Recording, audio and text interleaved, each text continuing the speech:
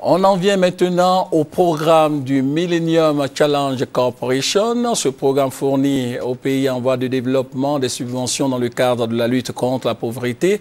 Eh bien, la Côte d'Ivoire est candidate.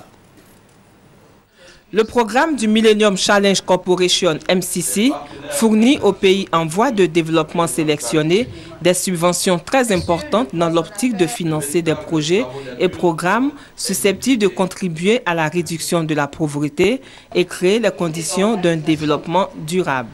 Le Millennium Challenge Corporation est également une agence d'aide à l'extérieur des États-Unis d'Amérique, institution indépendante, créée par le Congrès américain en janvier 2004. Elle intervient dans les pays qui sont fortement engagés dans la bonne gouvernance, la libéralisation de l'économie et l'investissement dans les ressources humaines.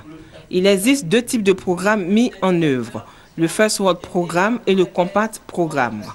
Pour apprécier l'éligibilité d'un pays au programme MCC, le conseil d'administration examine la performance de chaque pays sur la base de 17 indicateurs de performance.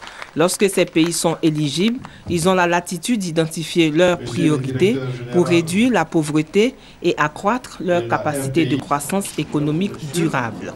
Ces critères sont utilisés pour évaluer la performance des pays. Au niveau de la catégorie bonne gouvernance, nous avons comme critères les libertés civiques, les droits politiques, le contrôle de la corruption, l'efficacité de l'action gouvernementale, l'état de droit, la liberté et la recevabilité. Les élections présidentielles qui viennent de se dérouler en Côte d'Ivoire octobre-novembre 2010 avec la victoire du président Alassane Ouattara auront des incidences positives et multiples sur la situation de la Côte d'Ivoire relativement au dossier MCC.